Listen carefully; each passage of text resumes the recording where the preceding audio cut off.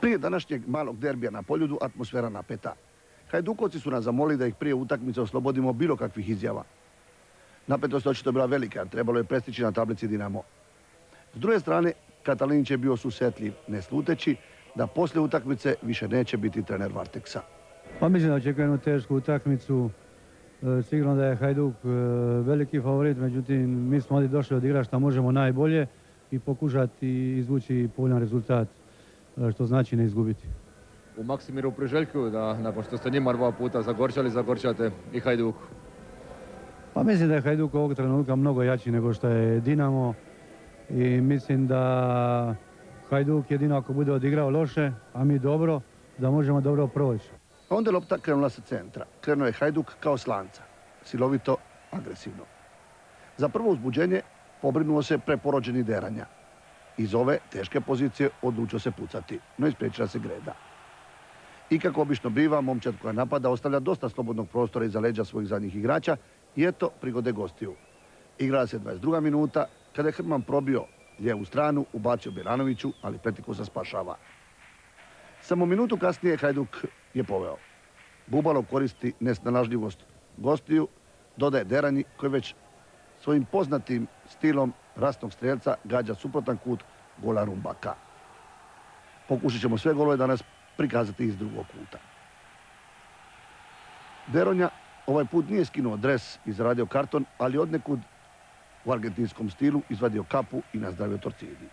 To sam vidio, meni se čini u argentinskom nogometu, tako da mi je to palo na pamet. Držao sam je u gaćama i eto, na sreću zabio sam gol i stavio sam kapu na glavu. Odlična utakmica inače. Pa ja mislim da je ovo stvarno najbolja partija koju smo pružili u toku ovog prvenstva. Krenuli smo stvarno utakmicu motivirani, da željom da dobijemo i na kraju eto, stvarno uz jedan visoki rezultat mislim da smo pružili navijačima jednu dobru igru. Utakmica je nastavljena agresijom Hajdukovaca, no opet su u prigodi za gol gosti. Ne kao onoj prvoj, ali vrijedi je vidjeti. Saboljski nabacio, Andrićević pucao, no pored gola. Potom slijedi serija domaćina. 36. minuta. Mladi Srna ubacuje loptu pokretljivom Bošnjaku i to je 2:0. Samo 5 minuta kasnije vratar Varteksa na novim mukama. Ovoga puta savladao ga iz slobodnog udarca kapetan bijeli Leko. Činjenica je to da i mene su krenuli golovi u zadnje vrijeme, ali mislim najbitnije da su svi igrači u formi. Mi imamo stvarno 14-15 igrača što igraju stvarno odlično i mislim da je to veliki zalog za nastavak ovog, zapravo za sami finiš prvenstva. I mislim da smo mi sada ovom pobjedom i ovom dobrom igrom u svakom slučaju po meni prvi favorit za osvajanje titule prvaka. Poluvrijeme je blizu, ali Hajduk ne posustaje. 45. minuta, novi napad, no Musa nije baš u pravoj koncentraciji, što se ne može kazati za Bubala koji spretno koriste u loptu za 4:0. Pobjednik je praktički odlučen već u prvom dijelu. Nastavak je donio novo uzbuđenja i još 2 gola u mreži Varteksa, ali ruku na srce Petikosa je morao barem jednom kapitulirati. Već u 7. minuti nastavka, poslije kornera, Karić je spretan, ali ne i precizan. 10 sljedećih minuta Varteks je sasvim ravnopravan, a onda Vulić osvježava momčad Bilićem, pa Andrićem i Hajduk ponovo kreće u ofenzivu.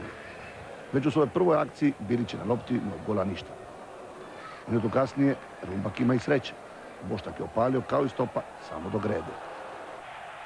U sljedeću akciju prigodi je Musa, prizemna lopta i nju Rumbak hvata. A onda u 66. minuti Bjelanović ima još bolju šansu nego onu u prvom poluvremenu. Opet se gledaju oči u oči oni Petikosa i opet od gola ništa.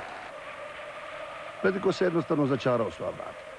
S druge strane, bijeli sve više preuzima inicijativu i u 71. minuti konačno stiže 5. gol. Prekid, Leko, ubacivanje iz kreacije Bilić.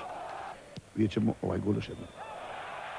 Mate minutu kasnije ponovo u zeloj prigodi, ali Nubok na mjestu.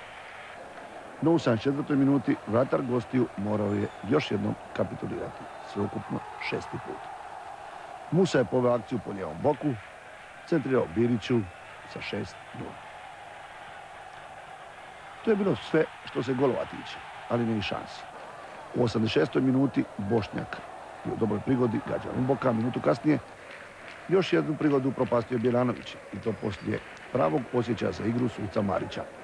On nije prekidao akciju, poštujući prednost omogućio napadaču Varteksa da dođe u veliku prigodu. Inače je Marić ovu korektnu utakmicu vodio sjajno. Kao da ga nismo privećivali na terenu. Pokazao samo 3 žuta kartona, 2 domaćinu i 1 gostu. Najkraće Hajduk je danas imao svoj dan. Iščekivanje dugo. Dan kada će se doći na vrh tablice.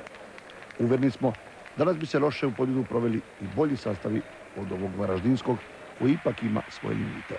Nažalost, tako ne misle u vodstvu kluba. Jer prvo što smo saznali kad smo sišli s tribina, bila je vijest da je predsjednik Varteksa smijenio trenera Katalinića. Stoga smo izravno od Katalinića želi dobiti komentar te neočekivane odluke.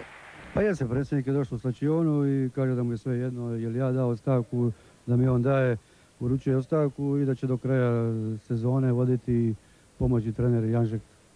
Kako biste to komentirali? Pa slušaj, to je predsjednik, to je njegovo pravo. Misli da Varteks može više, mislim da će vrijeme pokazati. Dobro, niste dobili otkaz kad ste dobili Dinamo 2 puta zaredno. Pa slušajte, mislim da je ipak razlika u kvaliteti. Mislim da je danas Hajduk pokazao kako kvalitetna jedna momčad igra, su bili puno brži, a ovo što se tiče rezultata sa Dinamom, mi smo tako 2 puta naišli gdje je Dinamo bio, ja bih rekao, fizički nespreman, gdje smo mi to znali iskoristiti. Međutim, to je tako u nogometu, predsjednici imaju pravo da rade ono što ih je volja, jer oni ih plaćaju i ja sam to normalno, kao normalan čovjek prihvatio. Ivice, čestitamo 6:0, najuvjerljivija pobjeda, eto u pravom trenutku, prava forma čitave momčadi. Pa je, mislim da smo igrali stvarno dobro i ovu utakmicu, jednu u nizu dobrih naših partija, samo što smo danas jasno rezultatski ostvarili najveću pobjedu u ovom prvenstvu protiv jednog Varteksa koji sigurno ima jednu dobru momčad i protiv jednog Varteksa koji se može suprotstaviti i Dinamu i svim ostalim momčadima u prvoj ligi. Ja. Puno još jasno ispita, do kraja ulazite sad u ritam gdje su tjedno 2 utakmice, možete li održati ovakav nivo igre?